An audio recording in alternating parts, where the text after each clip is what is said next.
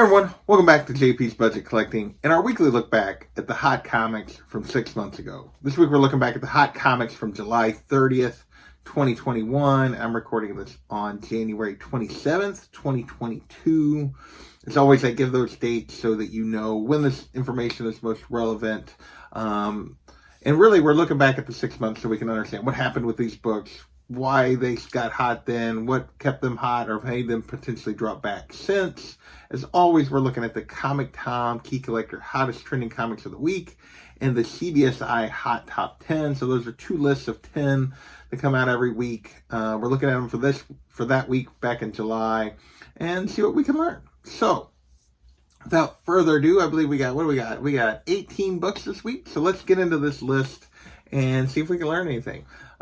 First up, we got Free Comic Book Day, Astonishing Wolfman #1. This is the first appearance of Wolfman in the Image, Kirkman, Invincible universe.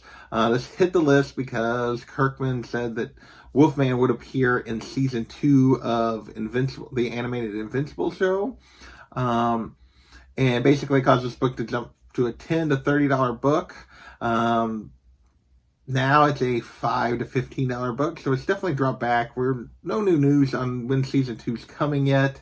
So not a lot of news since this original announcement that we were getting a season 2 and a season 3 with the animation takes a little longer. My guess is we might get it sometime late in 22. Hello, kitty. The kitty says hello. So this one's definitely turned into an I'll be back for sure. Next, we have Pokemon #1 from 1998. This is the first appearance of Pokemon in a U.S. comic. This hit the list because there's rumors of a live-action Pokemon show coming to Netflix. Caused this book to jump up to a $15-ish book raw. And it's basically set right there. It's kind of a $10 to $20 book right now. You can do a little better if you're patient, or you can do, on the lower end if you're patient. So a bit of an I'll be back, but overall pretty steady for this 6 month period. I'll be honest, I'm a little surprised this book is as cheap as it actually is. Given just the popularity of these, but most people really want the cards or something else. As between the cat and my iPad, we're having all kinds of background noise this week. So next we have Department of Truth #1, the 6th print, Martin Simmons 1 in 50 Virgin variant. So in addition to getting a 6th print, we got a 1 in 50 of a 6th print. I got nothing there. But anyway, back then raw copies were going for about double ratio at $100. What do I say? If something only gets to about double ratio, it's going to settle around ratio. And that's what's happened here. This one's down to a $40 to $45 book. 9.8 will still cost you about $125. But definitely turned into a trap on the raw side that this is, basically half price of what it was 6 months ago, sitting around just slightly under ratio. Next, we have Moon Knight #3. This is the Jeffrey Vriends 1 in 25 from the 2016 series. A cool kind of Egyptian cover. Really like this cover, but this thing was going for $500 plus raw. Back then, there was a couple sales for over $500. Know if it was the Moon Knight show hype or what was causing this particular cover to jump back then. Didn't really say, but it was definitely going for big money. Now, the most recent sales are more in the $200 to $300 range for raw copies. 9.8, there's only been 2 recent sales, $620 and $885. So pretty big range on those 2 sales. But yeah, this one's definitely turned into a trap as well. Definitely not going for those crazy values of 6 months ago. Still a pretty hard to find cover, although you can find them some places. Next up, we have Black Knight, The Curse of the Ebony Blade, #5, the Stephanie Hans 1 in 25. This was hitting about $40 at release, which is not really that hot for 1 in 25, but it didn't make the list. It didn't even quite make double ratio, which usually means it settles around ratio. This one's doing slightly better than that. It's going for $20 to $60, so it's actually been pretty steady on average around that $40 range. You can definitely do better if you're patient, get it more in the $20 to $30 range. But overall, given the range of where the values are, I have to call this pretty steady. Cool cover. I'm a big fan of Hans, but Next, we have Something is Killing the Children, number 18, the Wesley Craig 1 in 25. A lot of these 1 in 25s of Something is Killing the Children have done really, really well. This one, though, was only, again, $35.40 at release, so not really that high for 1 in 25. Again, didn't make double ratio, and this one's setting at about 20 to 30 now, so basically right at ratio. A 9.8, though, will only cost you. Those recent sales have only been in the $40 to $60 range plus shipping, but definitely this one definitely turned into an I'll be back, and definitely down a little bit from what it was when it first came out. Next, we have Champions number 1 from 2016, the Alex Ross 1 in 100. Not sure what was causing this other than it's a Kamala Khan cover, and maybe we got an image or something. They didn't really say what they thought was making this particular Champions spike back then, but a 9.8 sold for $1,700 back then, which was a new high. Now there's only been 2 recent sales, one raw, one 9.8. Because the asking prices are so high on this, it's just not moving. The recent raw sale went for $400. The 9.8 went for $800, which is less than half of that $1,700 sale 6 months ago. So this one definitely turned into a trap. People are still asking in the range of that sale before, but definitely not selling for that. Next, we have Shang-Chi number 3, the Michael Cho 1 in 50. This one was only going for around ratio at $50 to $60, but yet they put it on the list.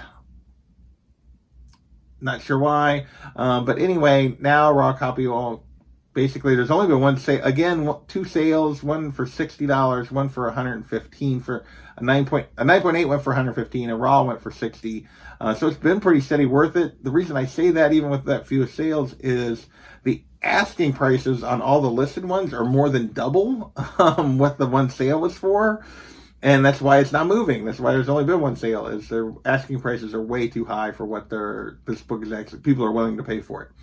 Our last cover of the week is Wolverine number 8 from 1989. This iconic Patch and Mr. Fix-It, or Joe Fix-It cover. That just a great cover from back in the 80s of Hulk and Wolverine.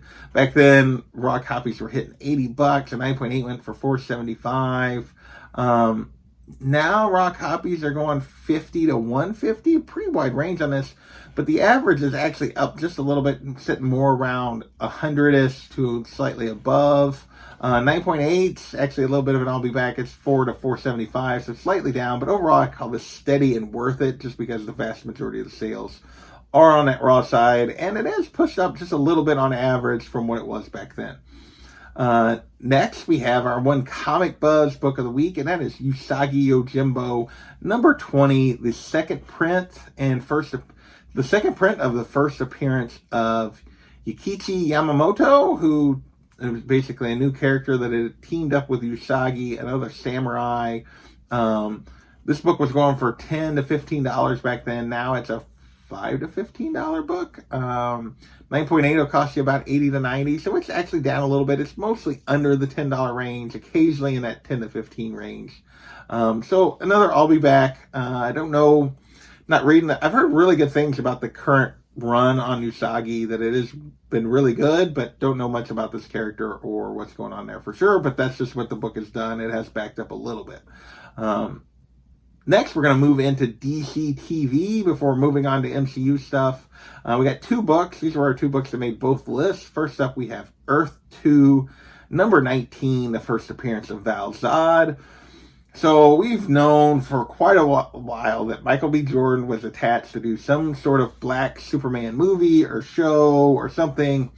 So we spec'd on Val Zod, then we spec'd on Calvin Ellis, then we spec'd on Calvin Ellis, then we spec'd on Val Zod. Well, at this point, the rumors were that an HBO Max series was coming and that it was going to focus on Val Zod. So this was the hot book of the moment then. Raw copies were up to $100 to $125. A 9.8 hit 1,000, which is crazy big money for this. Now raw copies are more in the $40 to $100 range, so definitely an I'll be back, almost a trap there. No recent 9.8 sales, because I think people are still asking around that $1,000 mark and nobody's willing to pay it. 9.6s have sold 125 to 200ish, which tells me a 9.8 typically, if a 9.6 is 125, 200, you're looking at like 4 to 500 is what a 9.8 would go for. But no 9.8 sales actually kind of confirm that at the moment. Next, we have Earth 2, number 25, the first Val-Zod in costume. So this one was going for $70 raw back then. A 9.8 hit 180, which is pretty low for a 9.8 of a book like this. Now raw copies will cost you 30 to 80. Again, and I'll be back for sure. 9.8 though will run you about 300 now. So 9.8s have actually crept up, whereas the raw copies have crept down. But again, vast majority of sales are on the raw side, so that's why it's an I'll be back. Next, we're going to move into one Sony movie book, related book, and this is Amazing Spider-Man number 209. This is the first appearance of Calypso, and basically this is obviously a character tied closely to Kraven in the comics, and there were rumors of casting of Calypso for a Kraven movie, so that's what caused this book to hit the list. Back then it was going for $70 raw, a 9.8 hit 600. Now it's a $20 to $60 book raw. 9.8 will cost you $550. So there's another I'll be back. It's held pretty well, actually a little better than I would have thought, but it has backed up just a little bit. So with that, everything else on the list is MCU related, and a couple of them are very interesting given what's been happening in recent weeks. First up, we have Submariner number 13, first appearance of Gargantos. Basically, there was rumors of an actress that was doing the voice of one of the villains of Multiverse of Madness for the Doctor Strange movie. There's also been more recent, the trailer, we kind of get an image of something that might be Gargantos not that long ago, but back then this book jumped up to $30. 9.2 went for $240. Couldn't really find any high grade slab sales recently, but raw sales are going 20 to 70. So this is kind of steady worth it. You can still get it in the $30-ish range, but there's definitely higher grade copies are going for more. And like I said, this has everything to do with a at least similar looking character appearing in the trailer for Multiverse of Madness, which has caused this book to kind of maintain or jump kind of back up and maintain a little higher than what it was 6 months ago. Next, we have Moon Knight, number 1 from 1980. This is the first ongoing solo series. Also, the first appearance of Khonshu and the first appearance of Bushman. And basically, this had everything to do with the coming of the Moon Knight series. Back then, raw copies were going for around $100. 9.8 was going for $700 to $1,000. Now, with the trailer, this is our one that recently came out, less than 2 weeks ago. 9.8 raw copies now are set in 40 to 150, but the average kind of on the raw side is 1 to 120, so up a little bit.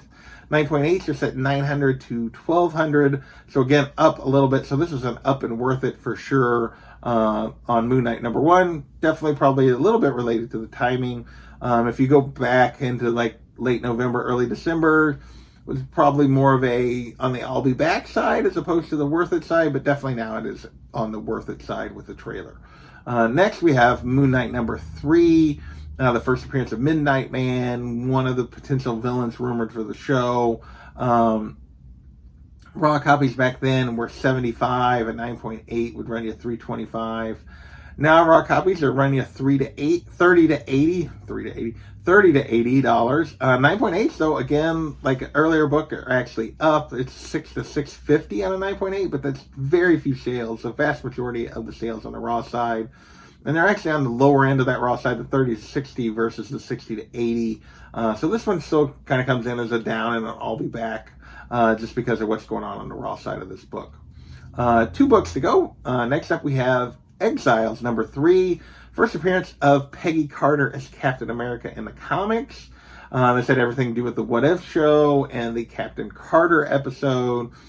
So they didn't really call her Captain America. They actually gave her, because she is British in the show, they kind of gave her the Captain Carter name, but obviously this book is very much tied to that particular episode. Back then, raw copies jumped up to $50 in anticipation. This was actually before the What If came out, so this was prior to the show, but we did know that this episode was coming.